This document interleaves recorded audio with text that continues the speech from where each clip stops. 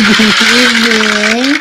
My God, I cannot really be that energetic tonight because I'm in a hotel room. O, diba? Nasa hotel tayo ngayon. Because we are still here in Bacolod and we're doing our work. So, magkakasama pa rin po kami ni partner ko, ni Boss Mike Cervera Vlogs, and of course, ni Pebbles Talaquera. We're still here in Bacolod. The rain here is quite manageable, though it's really ruining the 2024 Mascara celebrations.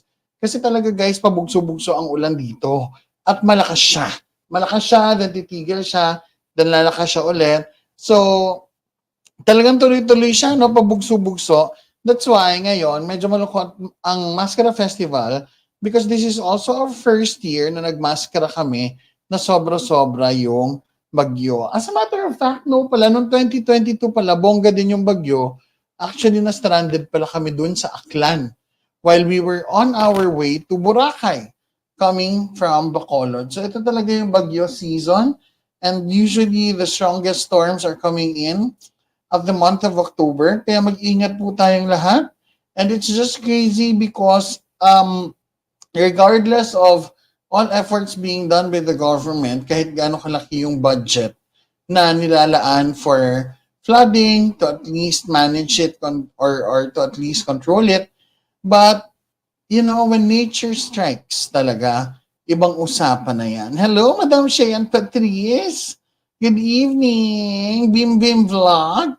I just got your comments kasi sobrang medyo mabagal yung internet ko here because the rain is crazy. But Therese Espina watching from Israel is also here. Good to watch you again live. Just woke up. Ingat kayo dyan. Thank you, Miss Vance Fernandez. So, ganun po ang nagiging malaking problema natin ngayon. More than of course, the fact that it's gonna be too difficult and complicated for us already to rework our drainage systems. That's why we would also like to call on our local governments, our government officials, to at least man lang find a way or invite yung mga yung mga experts from other countries, manghingi na tayo ng tulong on how to best manage flooding dito sa atin. Lalo na po that we are an overpopulated city dito sa Metro Manila. Sa Metro Manila kasi it's one of the mega cities in the world. Alam nyo naman, ang mega cities, ang definition yan, it's a small space of, it's a small piece of land where millions and millions of people gather together or dun sila talaga nagka-clump, yung center na yun. So Metro Manila is one of the biggest mega cities in the world. Kaya naman, sobrang magiging challenging din for us to actually renovate na yung buong infrastructure ng Metro Manila because it's already there and it's gonna be very expensive. Now, there are efforts also being done by the local government. Alam naman natin yon na they are actually doing something to control flooding, yung ating yung Bantay Kalikasan program, yung Tapat Mo, Linis Mo, all those will also help us curb the possibility of flooding kahit konting ulan. Kasi diba sa Metro Manila, madalas sobrang konting ulan lang bumabaha na.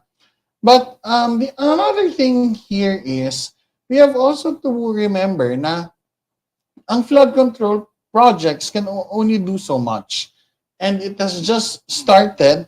Also, the implementation has just started this year, or yung kay PBBM, particularly na implementation ng mga flood control projects niya. It just started and not all of it are actually finished already.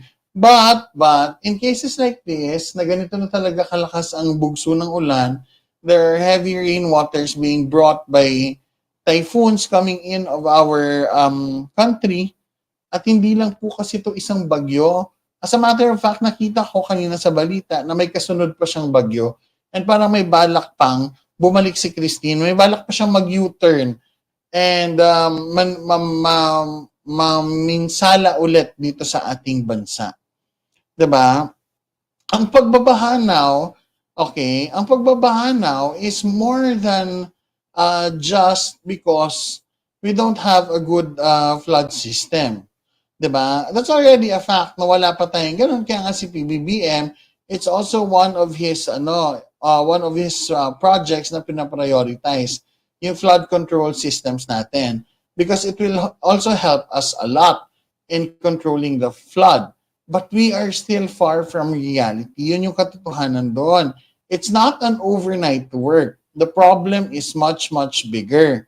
And without also our help, without also our participation in this initiative to at least control flooding in Metro Manila and in some parts of the country or in other parts of the country, wala din pong mangyayari. Because flood control not just involves projects by the government or activities done by the government.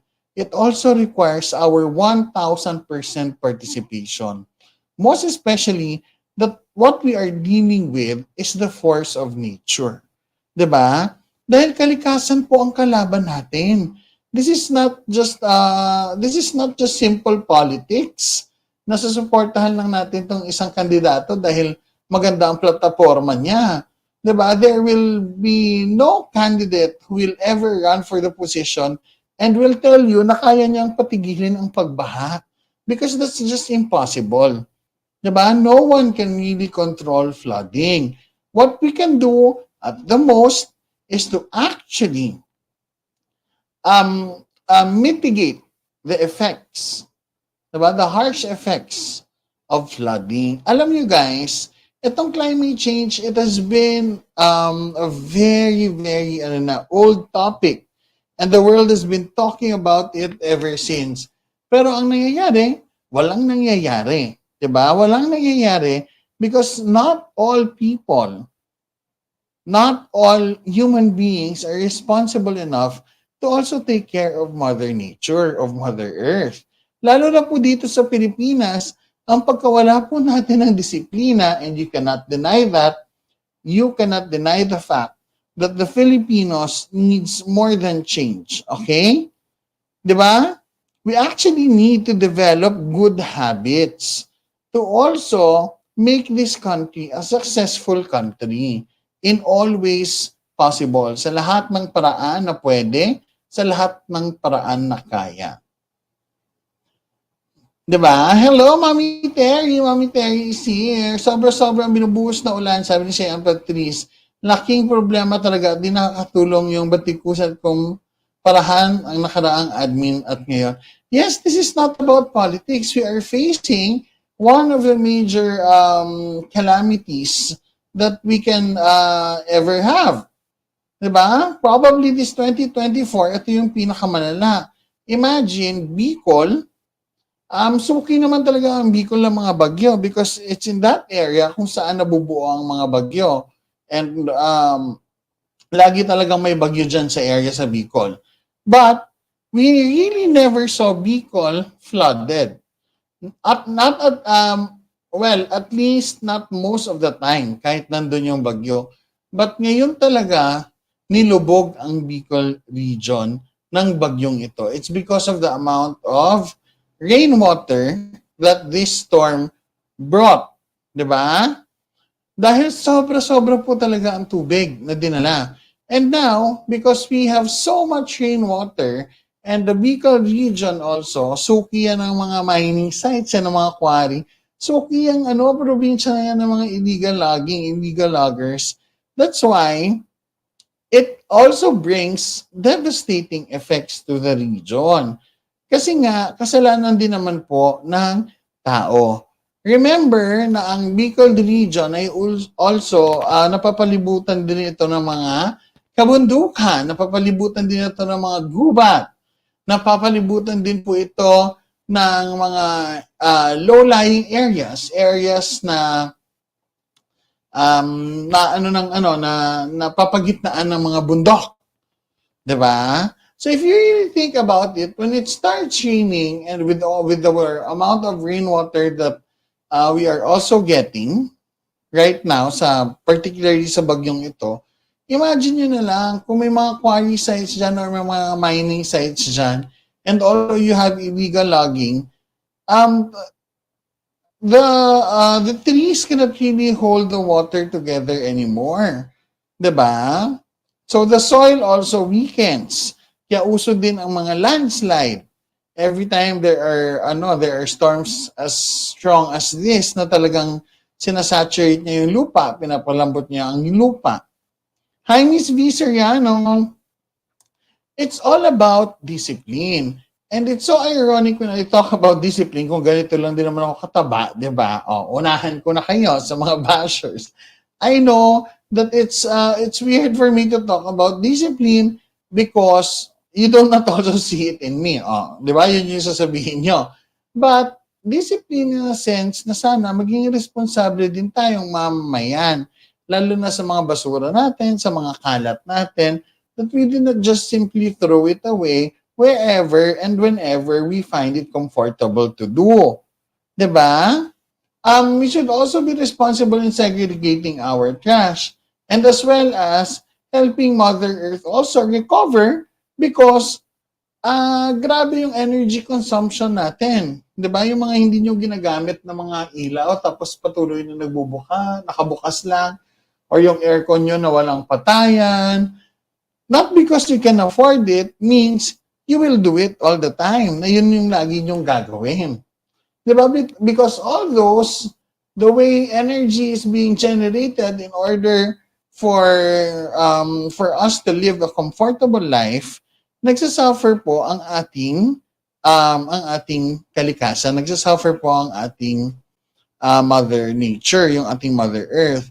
And when it suffers, alam nyo naman, when it strikes back, you will really see how bitchy Mother Nature is because no amount of flood control projects can really protect us from the harsh and devastating effects of climate change.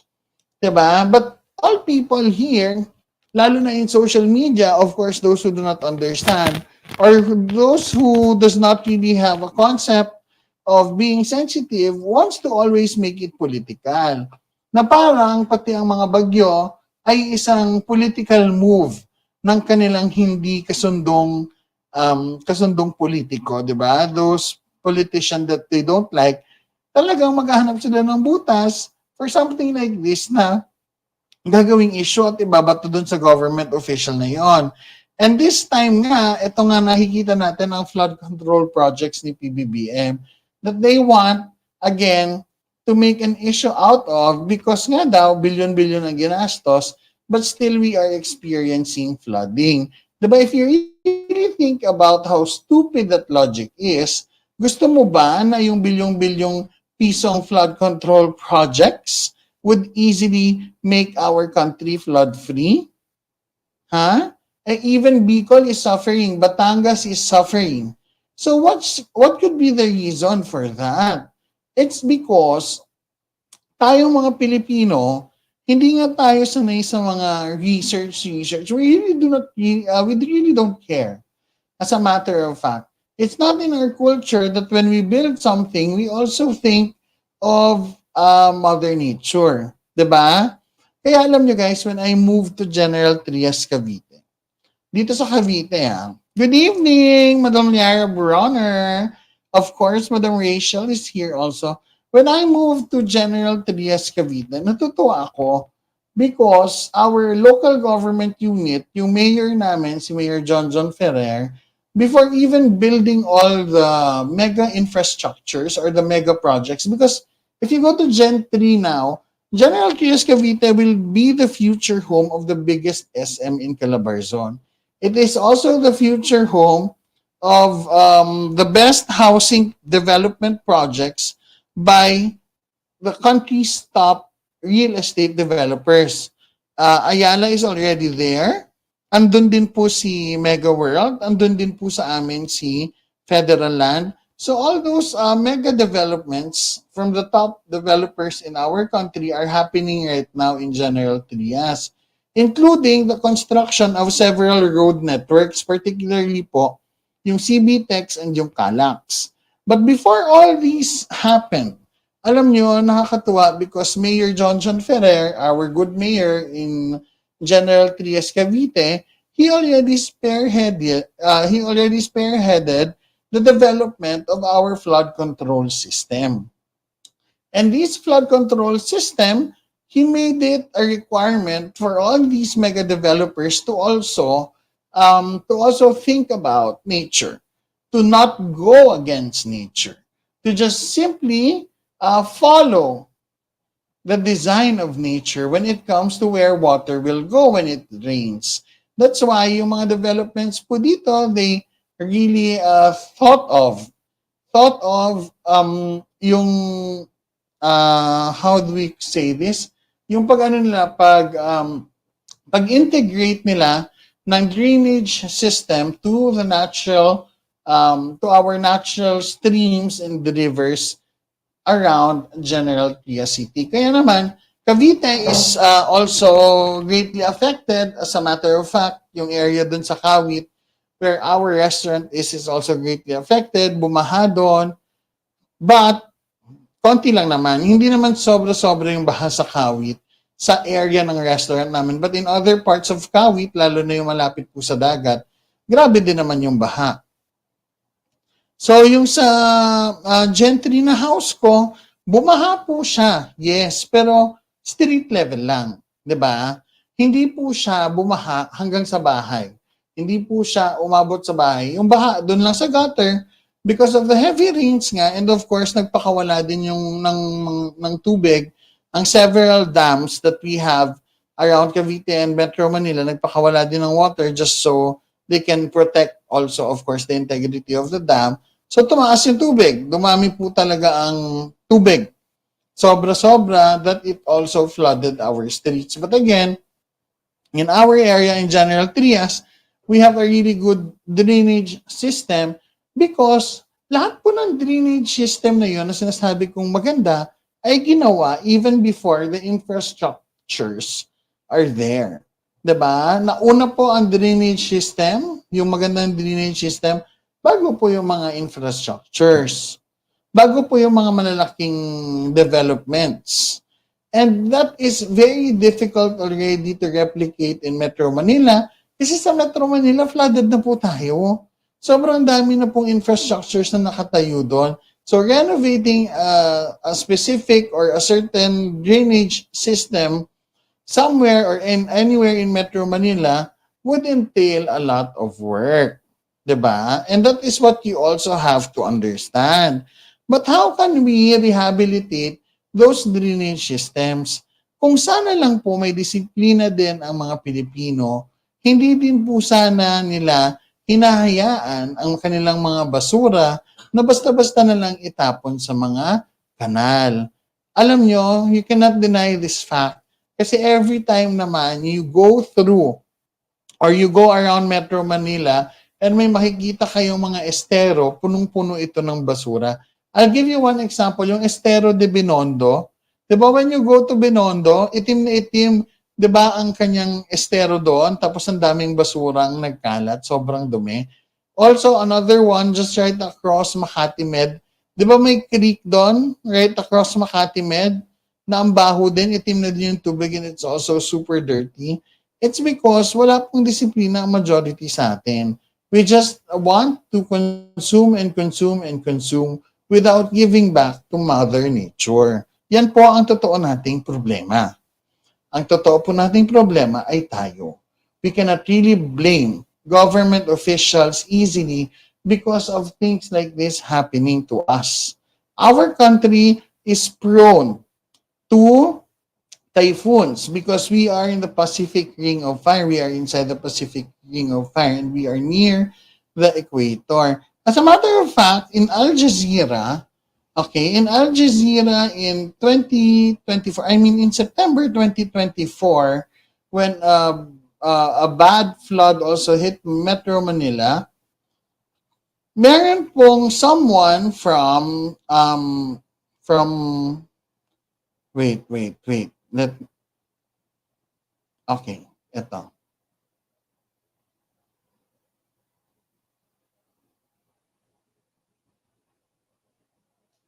I'll share it with you para sabay natin basahin. Meron po isang analyst,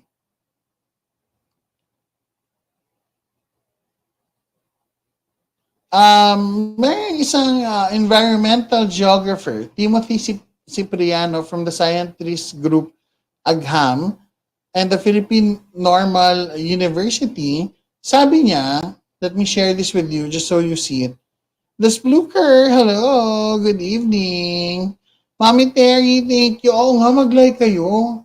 How do I see the likes? Hindi ko nakikita yung likes. Kasi I'm using StreamYard. So I'm not seeing it.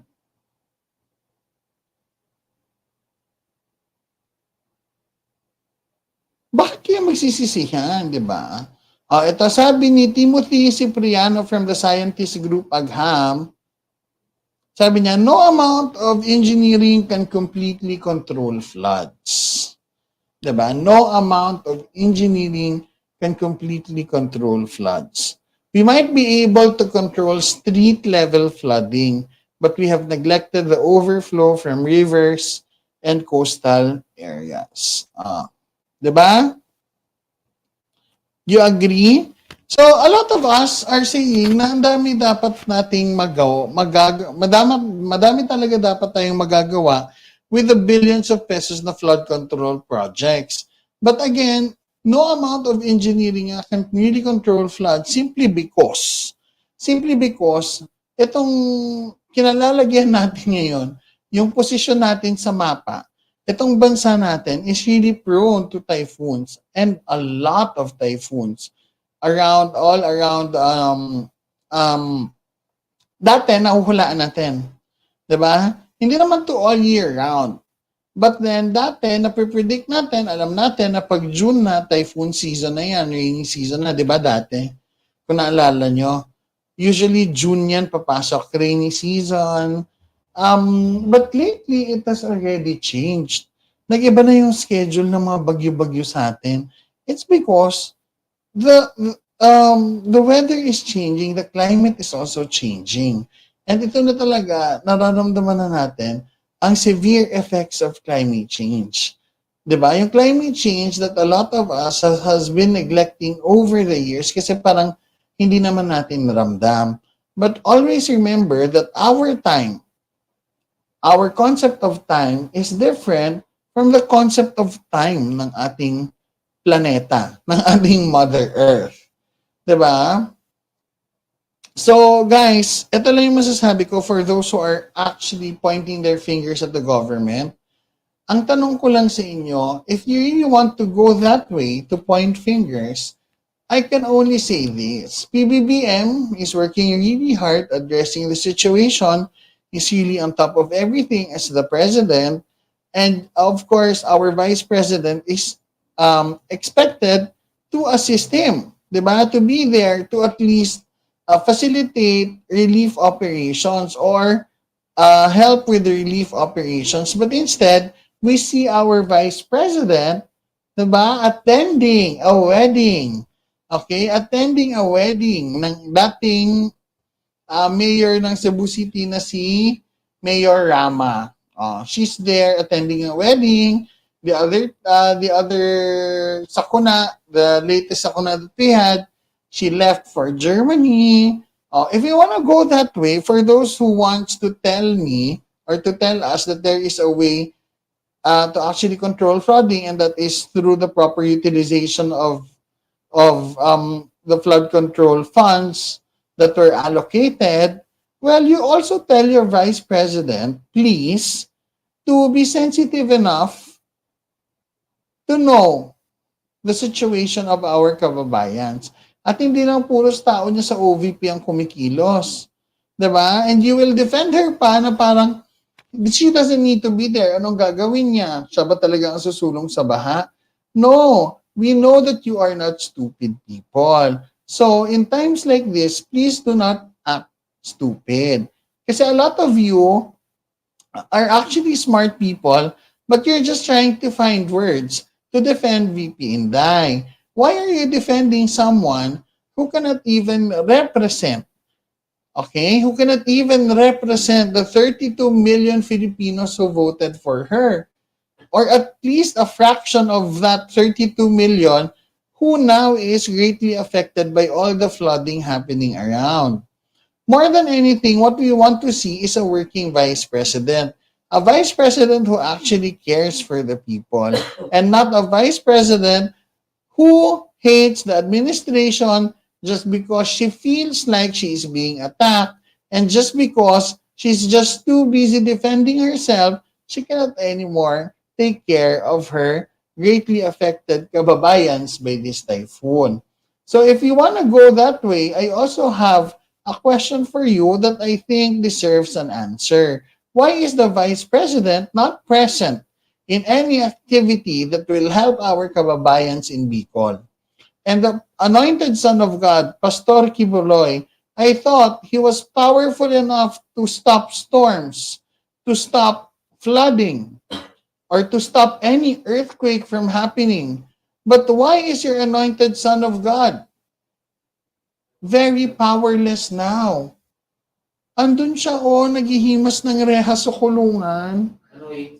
Oo. Wala siyang nagagawa. When he could easily just command the flood to disappear. Gusto niyo magbaliw-baliwan tayo? Why don't we become, if you want to become baliw-baliw with me, I can always be baliw-baliw with you. Diba? Why don't she call a press con right now when the country needs her most and actually give orders to all the OVP satellite offices?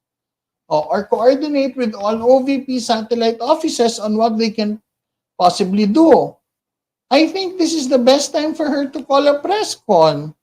Diba? This is the best time for her to call a press con and explain her strategy, um, explain her discarte on how she would be able to help our kabayans greatly affected by all the flooding.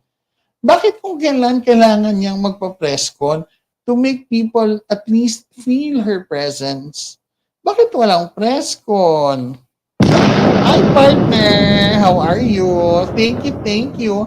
Hindi ko nakikita yung like partner dito sa StreamYard. Turuan mo nga ako. Nakikita ba dito? Should I see it here? Oo, yan ang gusto nila because they really want to point fingers. They really want to push for their argument that the flood control project of PBBM is corrupted. It's not actually working kasi binabaha pa rin. But, maintindihan mo if binabaha ang isang syudad sa Metro Manila na binuhusan ng flood control project, then you would say na, what happened to the budget? You're still experiencing flooding and kayo lang yung binaha. Other cities naman hindi binaha. Diba? I think that's one way to gauge it na kung yung syudad mo lang hindi bina, yung flood control system mo, yung flood control project mo, you might, diba, there's a possibility na baka nga kinurap mo. Kasi yung kapit syudad mo naman or yung neighbor mo naman hindi binabaha, ikaw lang. Hi, Miss Catharsis Jakesters. Diba? But then, remember, I mean, if you really think about it, tingnan nyo ang bagyong ito ay binaha po at nilubog ang buong Bicol, binaha at nilubog po ang Batangas, some parts of Cavite also, binaha. It's just, General Trias where I live is generally lucky kasi medyo mataas na po yung lugar namin. Medyo nasa paangat na kami ng bundok. But those who are near the coastal areas like Noveleta, Kawit, Sinaik, grabe po talaga. Si Cavite City, binaha po talaga sila because of too much rainwater and of course, dahil nga malapit sila sa dagat. Yung mga storm surges. Diba? Naglalag nga ako eh.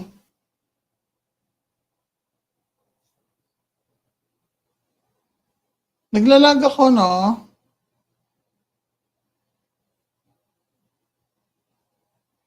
How's my life? Ikaw din partner kanina naglalag eh.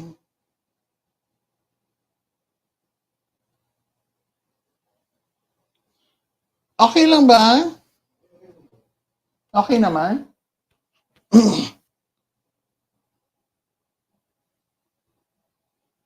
Ashley, thank you. Taray ni Ashley. Oh, may pa $2. That's why, again, guys, I'm calling for your understanding on the matter that we are experiencing right now. Ang kalaban po natin is not politika. This is not about politics.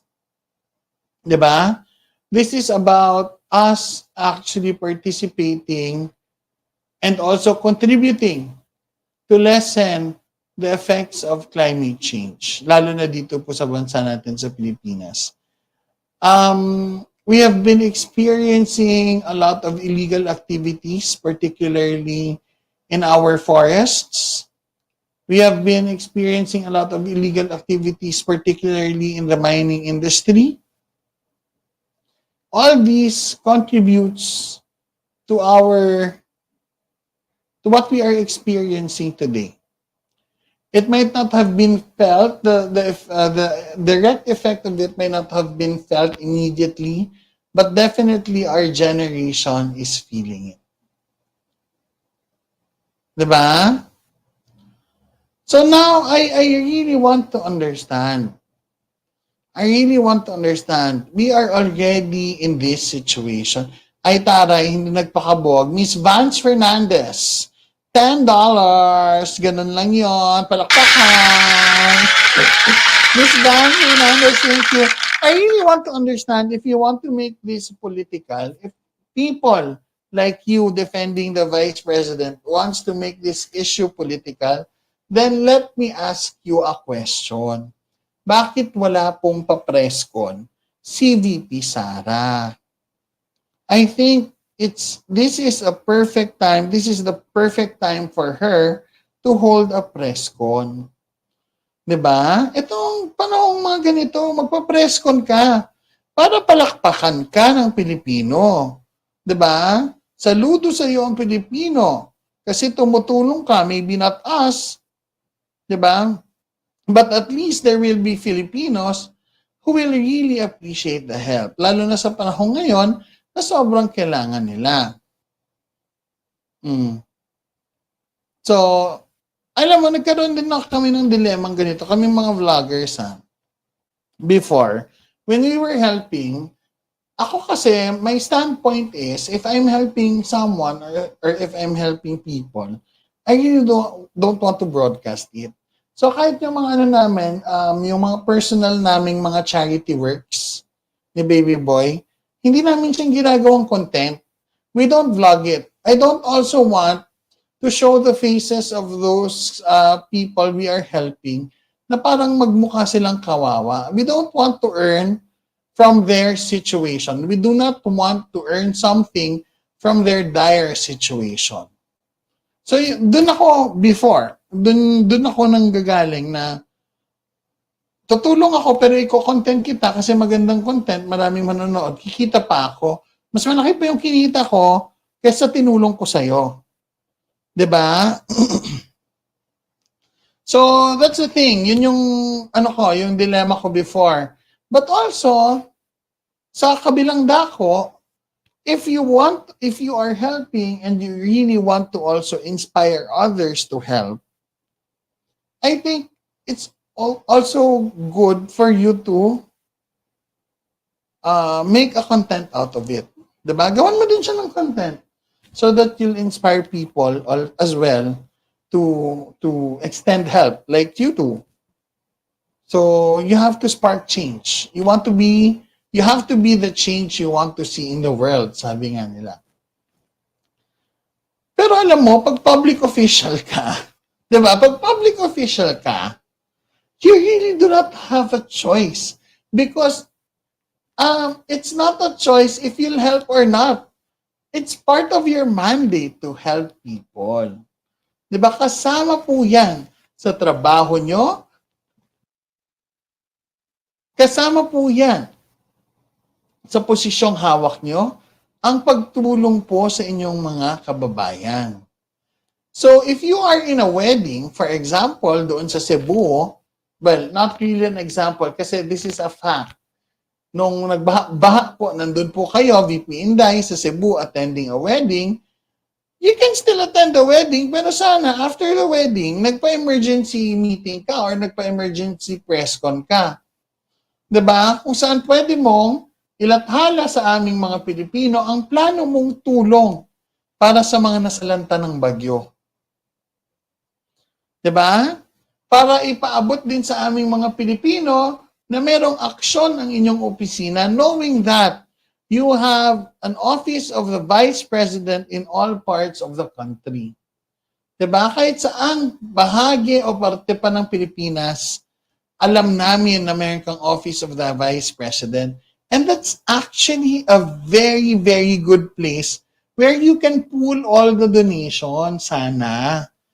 Diba? You can make or you can convert all those offices into a relief center so that all help coming in would be centralized. Diba? And you just mobilize people to distribute the goods to badly hit areas of the typhoon. It's part of your job. You're a public servant. Ako, nagkaroon ako ng ganong dilemma before kasi hindi naman ako public servant. I'm a vlogger. I'm a very private person. I'm a civilian, kumbaga. But you hold the second highest position in the land.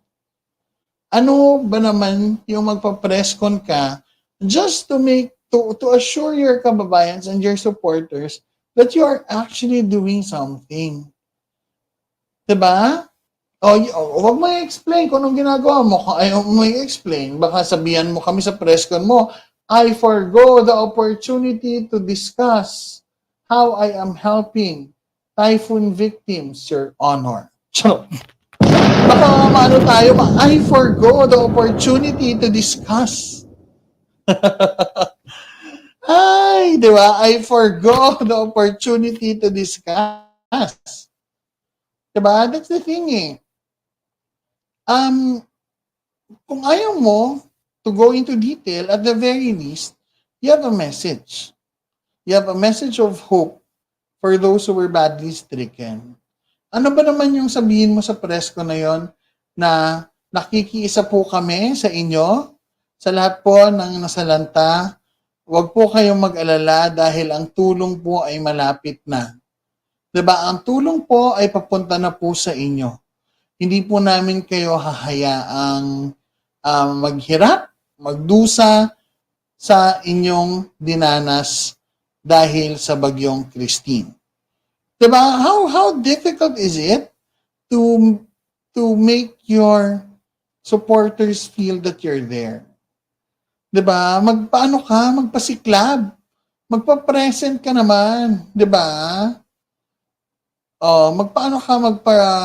Paghalawin mo ang baso, VP Inday. Yan yung sinasabi namin sa inyo. Sa iyo eh. Even during when we were still your supporters, that's what we've always been telling you, na magparamdam ka naman.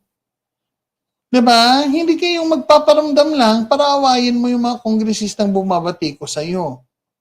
Yung magpaparamdam ka lang, mali pa yung pa-press con mo kung ano-ano pang pinagsasabi mo.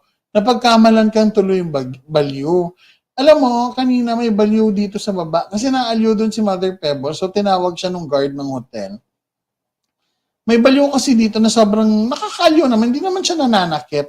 It's just so fun to talk to this balyo. Hi, Miss John V. Segovia. Thank you. So, kanina, kinakausap ko yung balyo and surprisingly, nagkakaintindihan kami ng balyo. Nagkakaintindihan kami ng balyo. We were really conversing. It was an actual communication happening between us. When she laughs, I laugh. When I laugh, she laughs. So, parang hindi siya balyo. Like, it's two normal people talking. And then, tawang-tawa na yung mga kasama ko because they realized I make it look normal. So, sabi ko na, baliw din ba ako? baka, baka baliw talaga ako. Baka ito talaga yung normal conversation ko.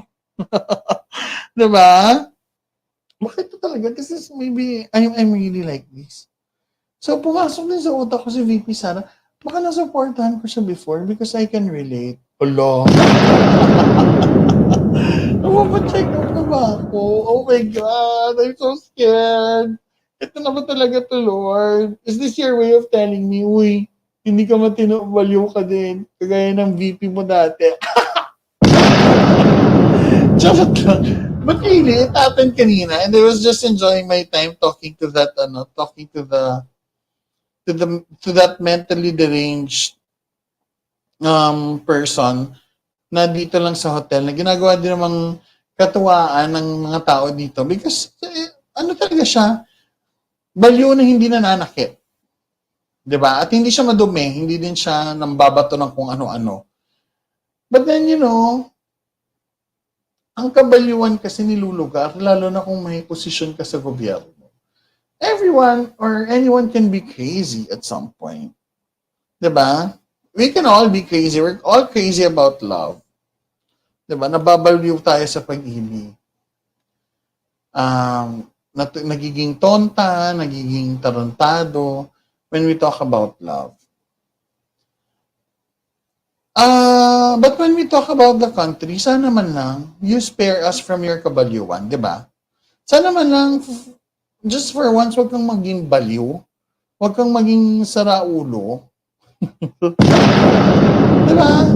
And the only way for you to prove that is, kung sana, nung kasagsagan ng mga pagbagyo, pagbaha, nagpa-presscon ka. Masyado mong naaalala ang pagpapapresscon sa tuwing may ibabanat kang hindi magugustuhan ng karamihang Pilipino. Di ba? Sa tuwing gusto mong bumanat at ilabas yung pagkabitsesa mo, and you feel like talagang ang taas-taas ng tingin mo sa sarili mo with your ego talking, nagpapapresscon ka pag in times na ganun lang, yung gusto mong magpasiklab, magpasikat, yung ayaw mong magpakabog. But when people expects you to do a press con to inform our kababayans of what you're doing sa OVP, that all machineries of government are actually focused on helping them because they were greatly hit, they're devastated, 'di ba? Hindi ka nagpapapresko, nandun ka, nag-a-attend ng kasal. Alam naman natin yung mga kasalan na yan, eme-eme. More ano din naman yan in the end. Diba? More gamitan. Diba? Well, I'm not wishing the couple anything bad, ha? Pero, VP Sara, mas importante ba yan, yung kasal na yan?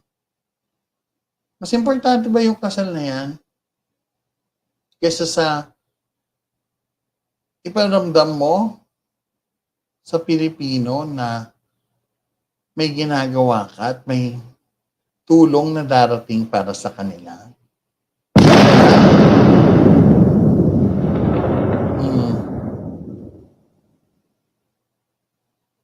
Diba? Hi, Snoopy40. There are also very bright people. I mean, I'm really not sure how bright. But there are really people from the other camp who are trying to be smart asses. Who are trying to be smart enough because other countries also manage to control flooding. Diba? They manage to not allow their countries to be flooded. Diba? But then when you really think about it, gaano ba kalalakas yung mga bagyo na dumadating doon? If I'm not mistaken, suki sila ng mga snowstorms, suki sila ng mga buhawi, mga, di ba?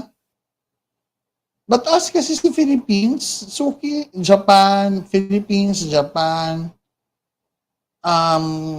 basta yung mga countries na yan na nasa loob ng Pacific Ring of Fire, suki naman tayo ng mga bagyo.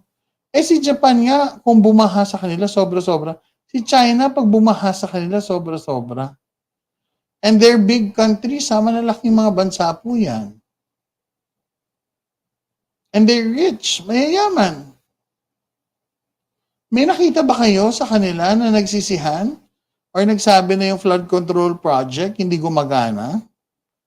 I really think that we Filipinos, we find comfort in being stupid. We find comfort in proving something that just disregards the law of nature. Diba? Parang pag nagsalita tayo, yung talino natin, mas matalino pa tayo sa inang kalikasan. Diba? Basta lang may issue na magawa. So again, sabi ko nga, if you wanna go that way, pwede naman. O diba? We will all start looking for VP Sara and we will be requiring her to do a press con. Yun na lang din yung isasagot namin sa inyo. Flood control project, gagawin yung issue.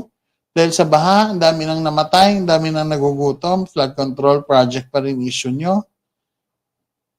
When the region suffered, buong region, diba? Who's crazy enough to think na it can be solved? Yung flooding can be solved by a simple flood control project kung buong Bicol region halos baha or lubog sa baha. Ilan nga yun? Out of the 100 barangays, diba may interview sa news kanina? Out of how many barangays yon?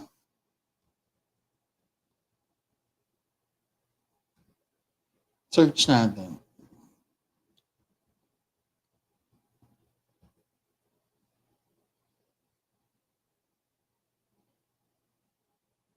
Diba? Nasaan na yun?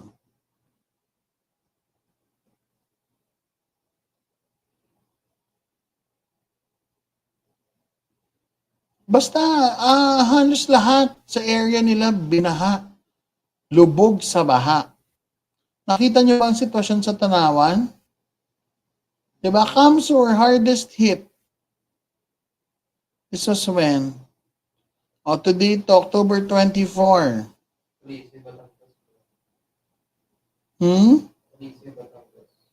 Talisay, Batangas is also badly hit. Pero hindi na ako lalayo. Cavite is suffering also. Cavite is suffering.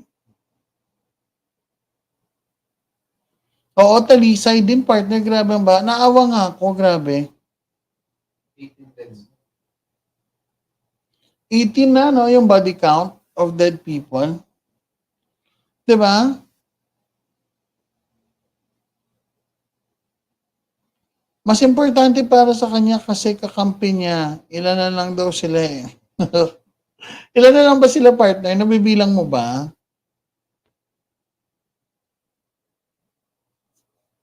Landslide, grabe din. So, all these are because of human activities. Yung mga illegal activities ng tao na ginagawa din. Actually, we're harming Mother Nature more than protecting it. And ang pangit pa doon, we're also not teaching the younger generation how to take care of Mother Nature. Diba? We're training the younger generation to be crueler. Diba? To be crueler against Mother Nature. We're teaching them to consume. Alam nyo ba na yung natin, yung fossil fuels natin, because we are using fossil fuels ng sobra-sobra, it also contributes to climate change. The earth is getting warmer. Diba? Sobrang simple lang intindihin yan. Yung mga yellow sa north and south poles, yung mga yellow na yan, it's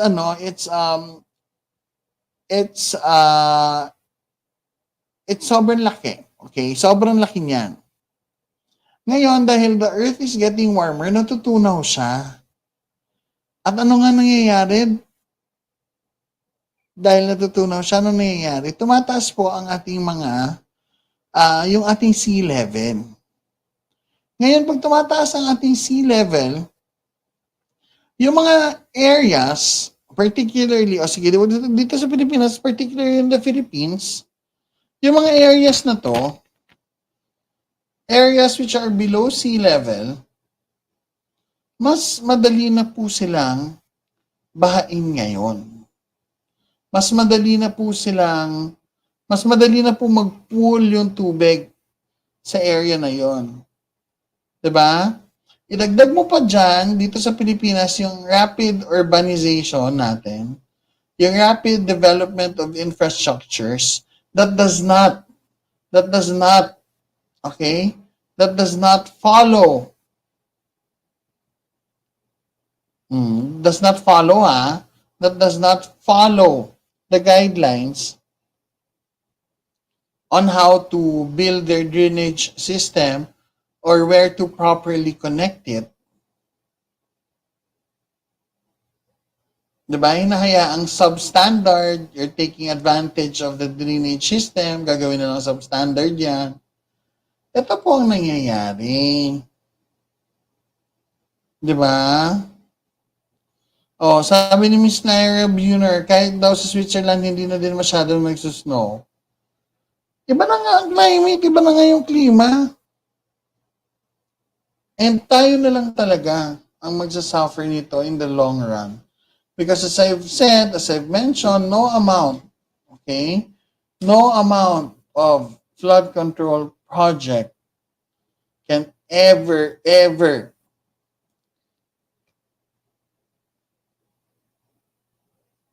counteract Mother Nature. Wala po. Diba? Imagine, halos buong Bicol region, Batangas. So, doon mo talaga masasabi na ibang bagyo na to. This is not just a simple bagyo. Dahil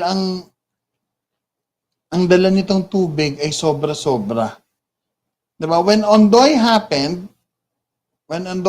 in 2009, lumubog din ang Metro Manila. Yon ay ano pa lang, that was really bad because we're not really used to that kind of storm. Pero after Ondoy, nagsunod-sunod na yung mga malalakas na bagyo, di ba? Hindi na siya nawala, hindi na tumigil. And laging may sakuna, every year na lang. Grabe na ang epekto ng mga bagyo right after Ondoy.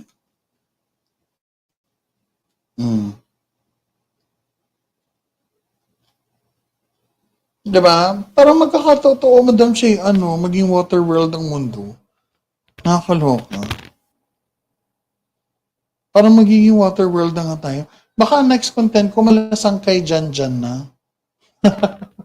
Baka, maging malasang kay Jan ang next content ko nito, partner. Water world, nagkakatotoo na.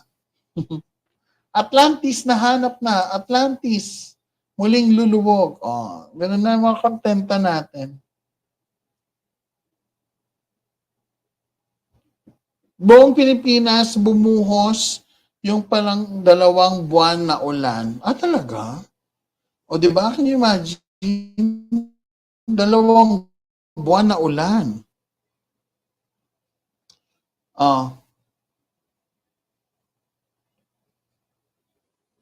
May kakapasok lang na data, shinare ng aking partner. Bagyong Yolanda 2013 under the Pinoy administration, ang damage amounted to 95.5 billion. Fatalities noon 6,300. Dami, no? Sa Bagyong Odette under PRRD, 51.8 billion ang damages. 410 ang casualties. Top 1 pala talaga si Pinoy, no? Tsaka si top 2 si PRRD. Bagyong Ondoy in 2009 under PGMA, 11.1 billion in damages. 671 fatalities. Ngayon, kay PBBM, tingnan nyo naman. Bagyong Christine. Nakikita ba? Bagyong Christine, 1.5 billion in damages. As of the moment, 60 pa lang yung fatalities. 60 pa lang ang fatalities. 1.5 billion in damages. So I know this is still a developing, we really don't have much time yet to assess the damage. But as of the moment, yung assessed data is 1.5 billion with 60 fatalities. Diba? It will take us some time to really know the damage, but as you can see, it's well managed. Hindi siya yung ganun kalaki. So anyway guys, maraming salamat. Lowbat na ako. I really want to be with you longer, but lowbat na po yung laptop ko and I don't have my charger with me because I'm in a hotel. Magkita-kita na lang ulit tayo bukas sa isa na namang late night live. Please always watch my live streams here on YouTube. Don't forget to subscribe and of course to hit the notification bell and the like button. I-share nyo na din yung content natin because the more the merrier para bumongga-bongga na din talaga ang mga live natin. Yesterday, hindi kami nakapag-live kasi pagod na pagod kami from doing our work here. But of course, tonight, kahit pagod pa rin kami, I still pushed for it na mag-live tayo. At I just can't, be very energetic here kasi yung hotel namin, maririnig ako sa hallway. I'm just too noisy when I go live. That's why I really like to go live pag nasa bahay lang ako. So anyway, thank you so much everybody for watching. Good night. I'll see you again tomorrow. Hi, matulog na kayo.